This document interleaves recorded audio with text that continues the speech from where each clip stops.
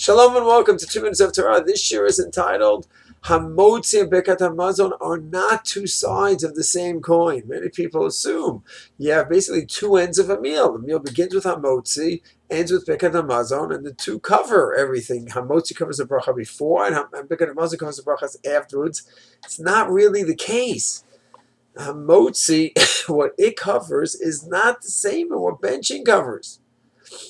They overlap a lot, but conceptually they're very different. And we see that from Mem Aleph and Beis, where it talks about foods that are covered by benching, but that are not covered by the bread. Bread basically covers those things that are malaf and sapas, foods that come along together with the bread: tuna, fish, eggs, meat, soup, things that you eat bread with. That's what bread covers. Those things that are tafel to the bread that come along with the bread.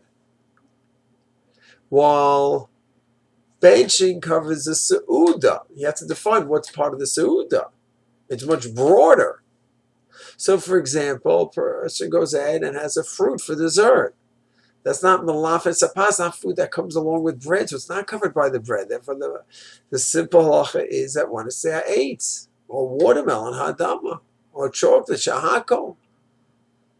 Because those are not foods that are covered by bread. They're not tafel to bread. They're not secondary to bread in any way. But yet benching will cover because it's still part of the seuda. So therefore, it's two different orbits. Hamozee covers those foods which are malaf and sapas that come together with the bread, that are tafel to the bread, secondary to the bread, while benching covers that which is part of the seuda, which is a lot broader.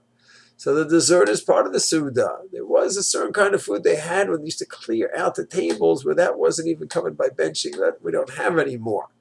So any food that you have during the meal is considered part of the seuda and is covered by benching.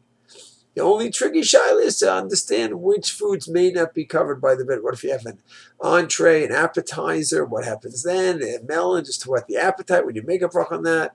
What about when you have cake for dessert? Is that covered? But those are all details of which foods are considered malaf and sapas are covered by the bread. But that's the criteria. Malaf and sapas covered by the bread, as opposed to benching, which covers the seuda. So it's important to know. We do this so many times a day. Have a seuda. It's important to know there's two different frameworks. Shalom.